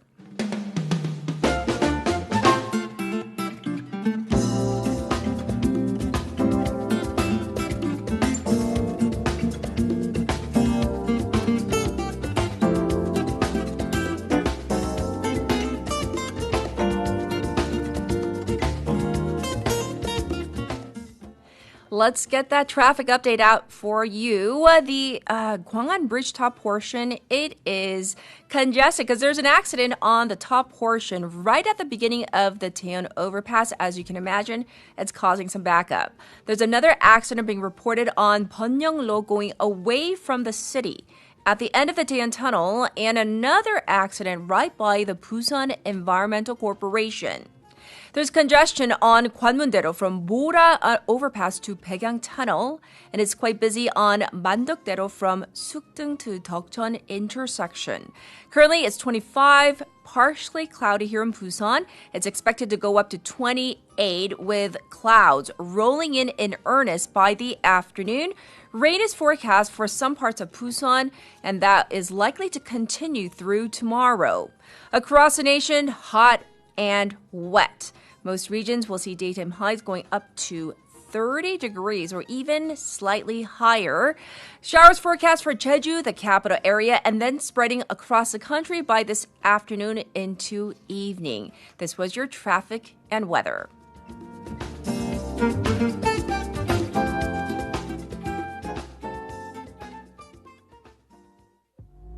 Love and lust, all of us. And this is Love by Kendrick Lamar. Another world premiere. So give me a run for my money. Sipping bubbly, feeling lovely, living lovely. She's lovely. I wanna be with you. Ay. I wanna be with. I wanna be with you. Ay. I wanna be with. I wanna be with you. Me just love me. If I didn't ride blade on curve, would you still? If I'm in my mind at work, would you still? Keep it 100, I'd rather you trust me than to. Keep it a whole 100, don't got you, I got nothing. Hey, I got something. Hey.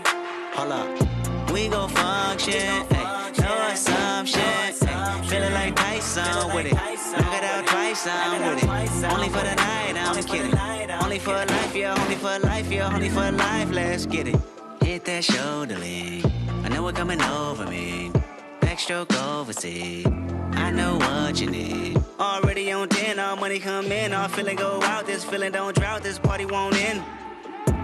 If I didn't ride blade on curve, would you still? If I'm in my mind at work, would you still? Keep it 100, I'd rather you trust me than to. Keep it a whole 100, don't got you, I got nothing. Run for my money. There is nobody, no one that'll run me. So give me a run for my money. Sipping bubbly, feeling lovely, living lovely. She's lovely. I wanna be with you. Ay. I wanna be with. I wanna be with you. Ay. I wanna be with. I wanna be with you. I'm on the way. We ain't got no time to waste. Popping your gum on the way. Am I in the way? I don't want pressure, you none. I want your blessing today.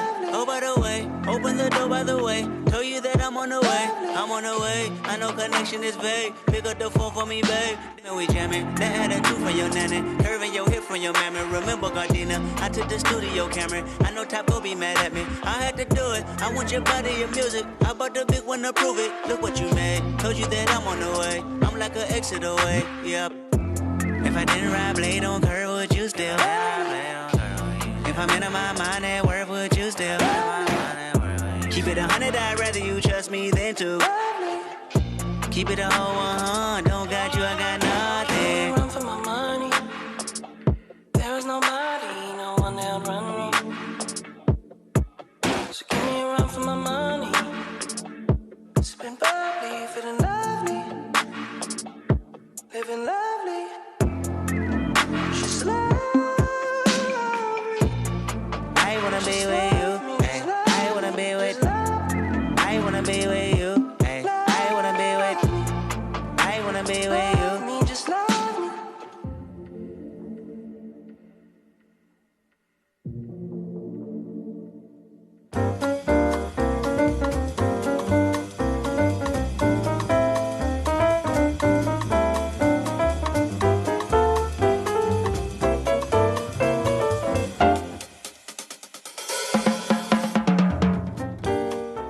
It is time for Waggle Tea Time. Haley's back. I'm here to waggle. Yes, we're grooving to the music.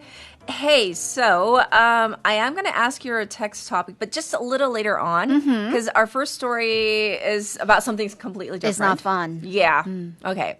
So, with so many instances of personal information breaches, the newest trend seems to be member cancellations. Or password changes. I got a message on the green portal site that's linked to my life, everybody's life, that somebody actually logged in and attempted to change my password. And I'm like, me too. You too? Oh, hey. Abroad.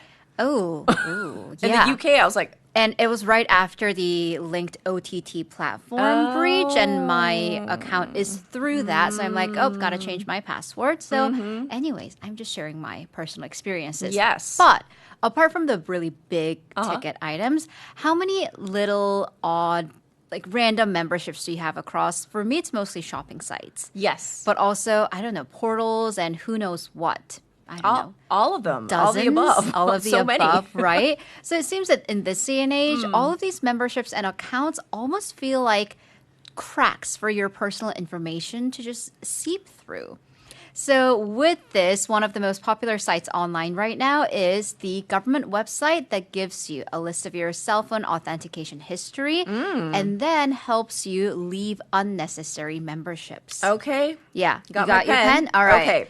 What is the site? 개인 정보 포털 or very succinctly privacy.go.kr. Love it, the simplicity. Right, the privacy government website, and you can go to the website 탈퇴 신청 지원 서비스. So basically it helps you sign up to leave these websites. Sure. So as of June 15th at 4:40 p.m., there were over 80,000 applications. That's triple the figure from just 4 days prior.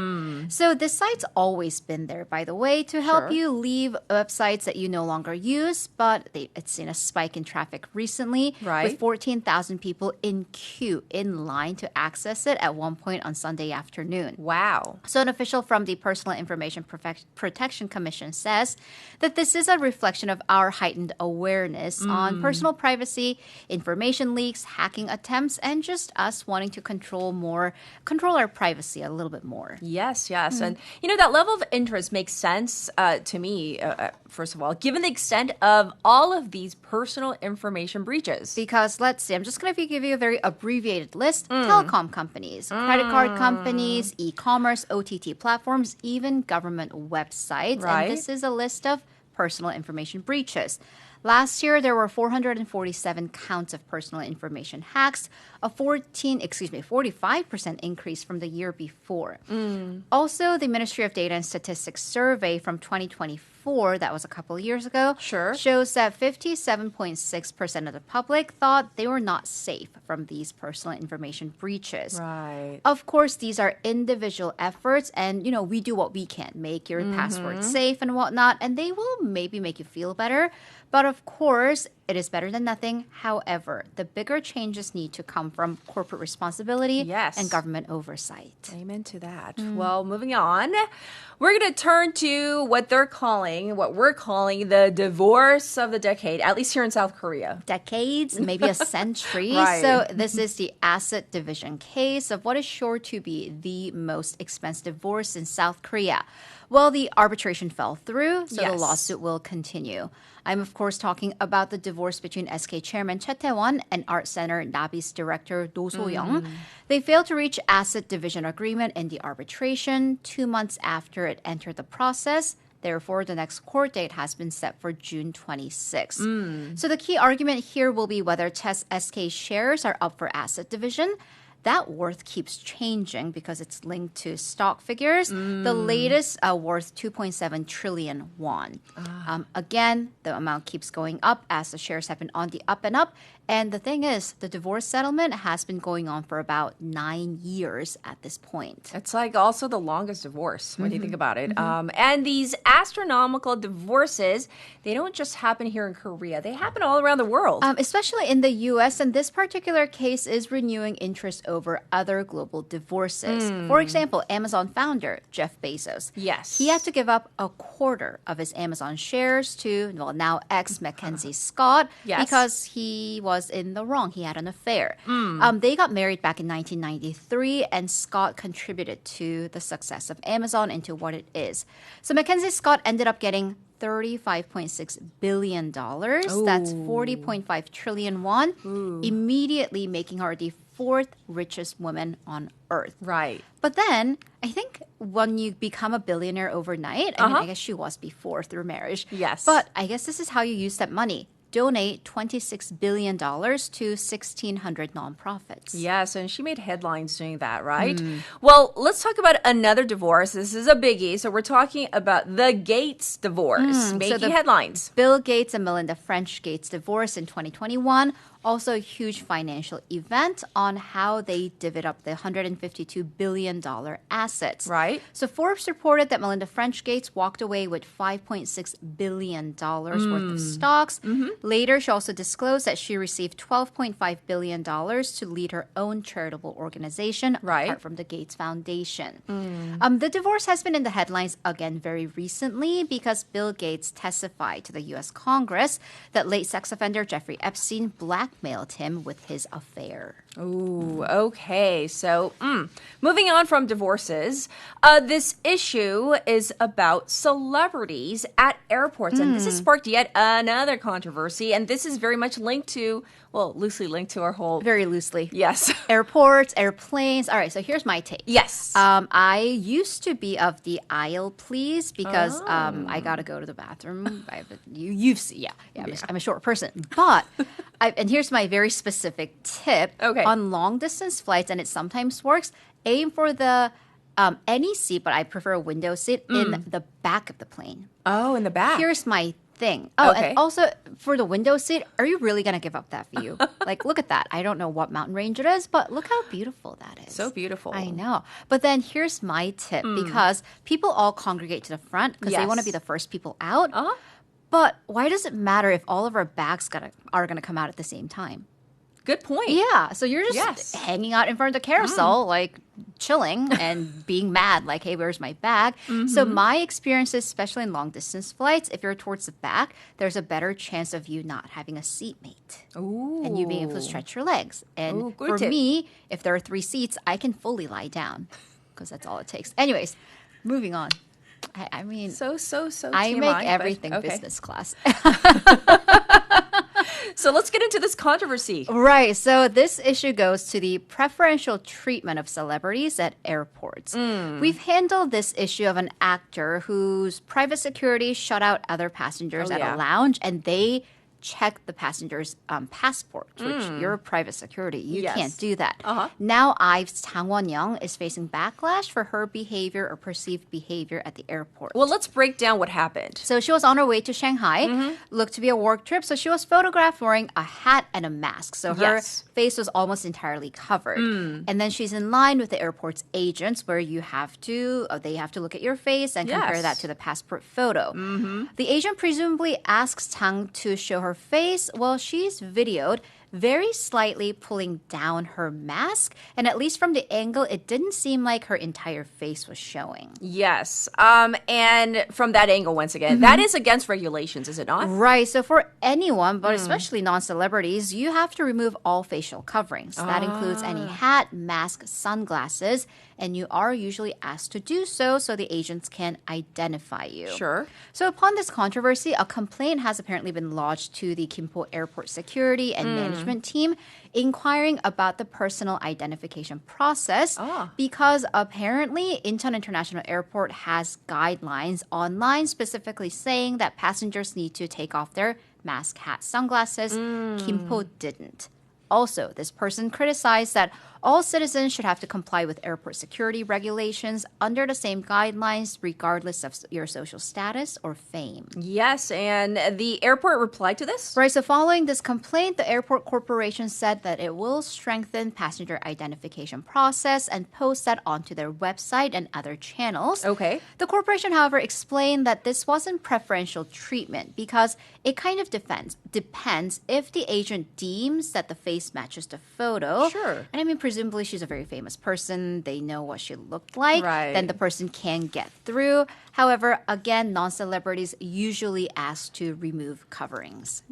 I get I get why it. people are irked. Okay.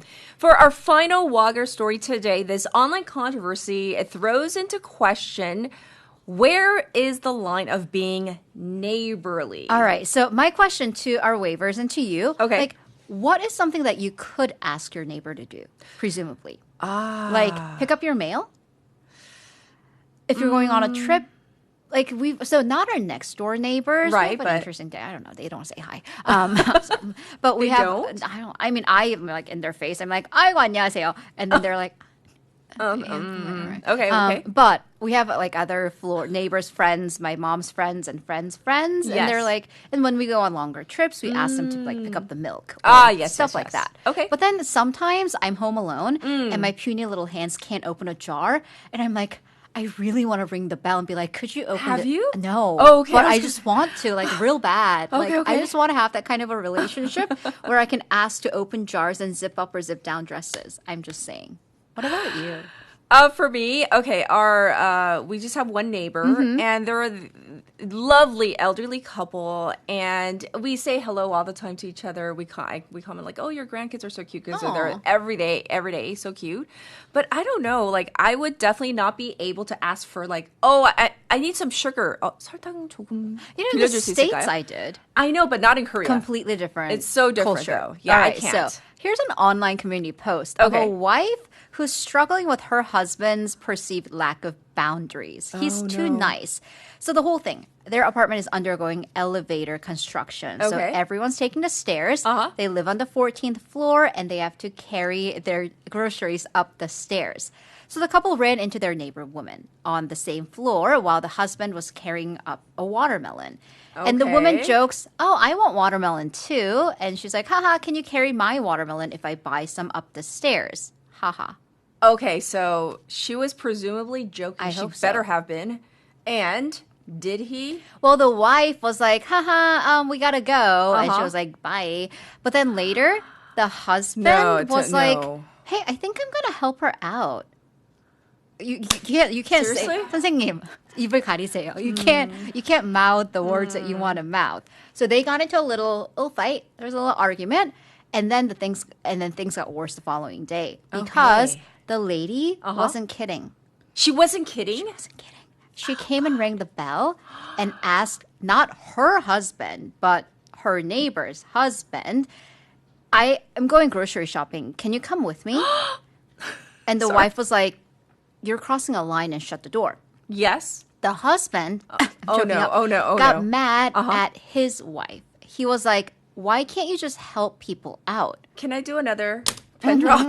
I mean, I'm pretty sure you want to throw things, and the wife asked the netizens, Really? like, am I too sensitive or is my No. husband too nice? Like, what's happening? That's going beyond nice. I mean, that's like not even what it was. Pushover? Like the whole like the 깻잎 논쟁도 아니고 Oh, like that goes way beyond that. So how did netizens respond? Because I jokingly dropped my pen twice. weren't kidding. Jokingly. No, you weren't. Yes. So how do they respond? That. Okay. But maybe more, choice words not in front of cameras were said. And they were Okay. like, we're team wife. And then the neighbor crossed the line. Yes. And the husband also needs boundaries. Yes. Thankfully, though, maybe, the online thing has virtue to it. After seeing the comments, the husband was like, maybe you're right. I'm sorry. After the comments? Yeah, Not after his wife. I mean, it should have been even before the wife chimed in.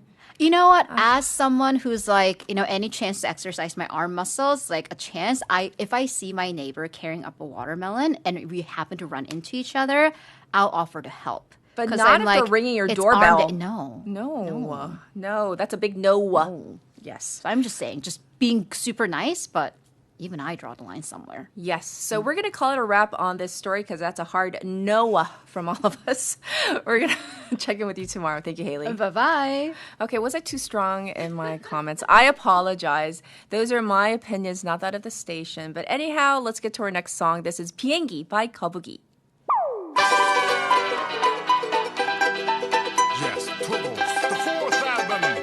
No mind, no song.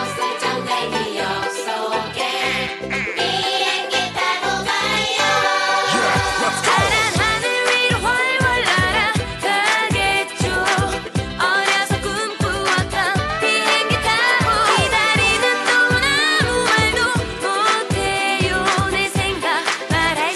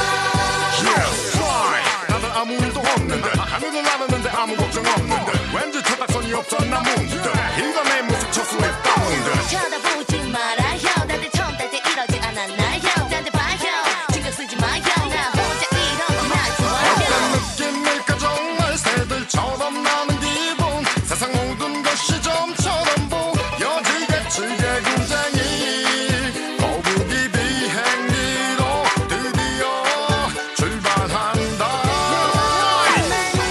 사람들 속을 지나쳐 마지막 게이트야 나도 모르게 잘부절하고 있어 이럴 때 침착해 좀 자연스럽게 파란 하늘 위로 훨훨 날아가겠죠 어려서 꿈꾸었던 비행기 타고 기다리는 동안 아무 말도 못해요 내 생각 말할 수 없어요 하늘 위로 훨훨 날아가겠죠 어려서 꿈꾸었던 비행기 타고 기다리는 동안 아무 말도 못해요 내 생각 말할 수 없어요 비행기를 타고 가던 너 날아가고 싶어 울었던 철없을 정의 기억 속에 비행기 타고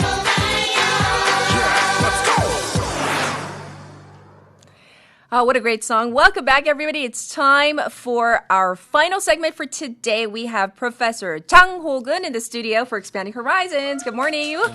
Yeah, thank you for having me again, Catherine. Yes, Yeah. absolutely. So, what do you think? Oh it's brand new and huge. I feel like I come back to the first day of the broadcasting. Oh, no, Yeah, no. I'm a little bit nervous, but yeah. No. Don't worry, I'll do my best. You're in good hands. Don't worry. Yeah. Let's, loosen things up. We're going to get to our text topic today. So let's say you get to choose a seat on a plane. Do you prefer the window seat versus the aisle seat? What do you say? I rather choose the aisle seats. Yeah, instead of the window. Is there a reason? Yeah, of course. So I like to stretch my legs if I get some stuff from the overhead Oh, the bin, compartment, yes, yeah, yes. Then it's easy to access. I so see. That's, That's a why good I prefer. reason. But it depends on the distance of flight. If the long distance, Yes. I prefer to sit at the aisle Aisle, seat. uh-huh. But if it's short, doesn't Yes. matter. Any It doesn't seat is, matter. Yeah. That's what a lot of our waivers were saying. It really depends on the distance. Because some were saying for the short hauls, the short distance, they prefer the window. But for the longer hauls, they do prefer the aisle seat because better access to the restroom, Yeah. etc. Right? Yes, that's All true. right. Yeah. Well, we're going to dive into our topic for today. What do you have for us? Yeah, everyone knows Busan is famous for lovely beaches and Yes. sea around us. We talked about a lot. But Yes. if you ask to the movie lovers what else Busan is famous for, they will probably tell you the Busan is worldwide famous for or known as City of Film. That's right. Yes, so today's topic is these two beautiful identities, the ocean and the film, will be perfectly meshed up. Yes. So I'm going to introduce the 9th Korean International Ocean Film Festival, or KIOF, that kicks off from today Yes. until 21st of this month. Okay. So it will be a great or brilliant party, their biggest yet, showing Yes. 47 films from 15 different countries. Wow, so 47 films. It does sound like it's bigger. Well, before we get into the details of the festival, I have to ask, what is a recent film about the sea that really kind of like blew your mind? Oh, that one is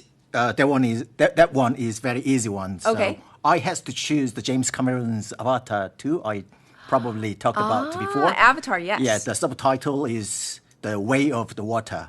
That's so you, Professor. Yeah, that's, 네, 물이잖아요. Yeah, 네, yes, 바다. that's true. Yeah. Yes. Because we can find some beautiful, almost magical lines in the films. Those are the way of water has no beginning and no end. Right. The sea is around you and also in you. And the sea is your home before your birth and after your death. These lines just perfectly capture how deeply we are connected to the ocean. Right, and it really captures like your deep affinity and love for the seas. We feel it, right? Yeah, that's right. Yeah. And also, it also fits the official theme for this year's kickoff, Which is? which is standing before the sea. Oh, standing before the sea. Okay, so I do love that connection that you just made. And it sounds a lot cooler than I don't want to diss the environmental slogans, but it sounds cooler than the typical ones. But what does that mean, standing before the sea? What does that actually mean? Well, normally we treat the sea like a pretty background for our selfies. Yes. We just stand beside it. Okay. But standing before the sea means we need to face it like a true friend who asking for help and want to communicate. Oh, that's so deep. Yeah. So it is called to stop being lazy or just normal tourists and start listening to ocean's warning signs. Indeed. Yeah, so in general, the film festival tried to change how we see the marine world through a silver screen. Okay, well, speaking of warning signs, Professor, the festival kicks off with a focus on Antarctica here for its opening film. So if you could tell us what we can expect and why the South Pole is taking center stage in Busan. Oh, yeah. Before talking about the movies, I'd like to announce that there are absolutely zero spoiler. Okay. ahead. Thanks for letting us know. Yeah. Everything I'm talking about is straight from the official Kyiv website. Okay. So come back to the opening films. There are two opening films. Okay. Titles are All Eyes on Antarctica and Antarctica Domain 1. In All Eyes on Antarctica, the director shows how melting ice and ecological collapse down there trigger a domino effect across globe. Okay. So it disrupts global supply chains and pushes up the seafood prices. Oh, no. Okay. And on the other hand, Antarctica Domain 1, which is officially certified by the UN Ocean Decade, taking us right into the most heartbreaking issue of all, called commercial overfishing. Right. So it shows gigantic industrial ships hauling up krills and fish at a rate of ocean simply cannot restock. So when you wipe up the bottom of the food chain, predators like whales and penguins are left to starve. So Kyiv take us to the South Pole with the opening films because Antarctica is ground zero for our global climate and also the economy. Right, and when you describe it like that, it does sound absolutely devastating. So is there any defense or maybe solution presented in these films? Yes, it's a term you will hear quite a lot at Kyiv, MPA. Yes. It stands for Marine Protected Area. Simply put, a Marine Protected Area, MPA, is an underwater national park. So it's a strictly managed zone where destructive human activities like industrial fishing, mining, and even waste dumping are completely banned. So these films tell us that establishing an MPA around Antarctica isn't just about saving penguins. It's crucial for saving our planet. Yes, once again, those are the two opening films focusing on Antarctica. Yeah. So we're going to move from the freezing Antarctic to the warm coastal shores. I see that Kyiv has an invited film section this year. What kind of exciting films can we expect in this section? One film that really caught my eye is 13 Hours to Survive. Ooh. That one is proper thriller. Yes. Yeah, it follows a baby shark trapped in a tide pool. When the tide goes out, little puddles of seawater get stuck between the rocks. They look calm and peaceful to us. Yes. But for baby shark, it's brutal battleground for survivor until the high tide come back. I see. Yeah, so it's beautifully captured the fierce tiny battle happening right at our shores. I imagine it must be really almost catastrophic for the sharks if the high tide doesn't come in time for them to go back into deeper waters, right? Yeah, so 13 hours means probably, the time come back to struggle. high tide. Yes. I also hear that there's another adventure film focusing on sea otters titled Mission Sea Otter, Saving California's Kelp Forest. So can you briefly introduce this film? Yeah, absolutely, yeah. Sea otters are actually environmental superheroes. So scientists call them as a keystone species. Ooh. So imagine playing a game of Jenga. Okay. You know, yeah, yes. Yeah, remove the block Yes. from the tower. Yeah, made of the wooden blocks. Right. So that keystone is the one bottom block keeping the whole tower up.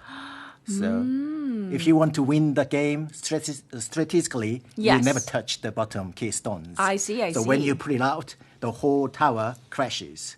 So sea otters love to eat sea urchins. So if otters disappear, the urchin population explodes and Yes. eat up all the sea forest.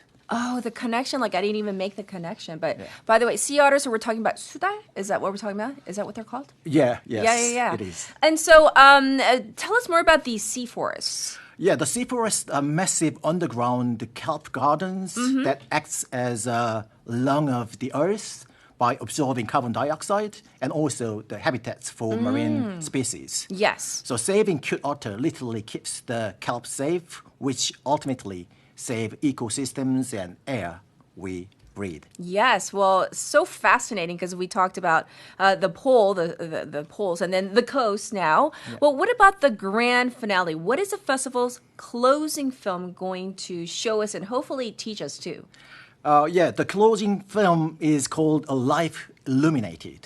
And it's about a deep sea dive that is absolutely gorgeous. Okay. So it follows marine biologist Dr. Alice Wilder deep into the pitch black ocean below 200 meters.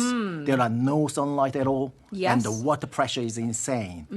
But it is full of creatures that uses bioluminescence to talk to each other. The bioluminescence means basically natural glow in the dark. Yes. So creatures make their own neon lights using chemistry to hunt, hide, to find even a date.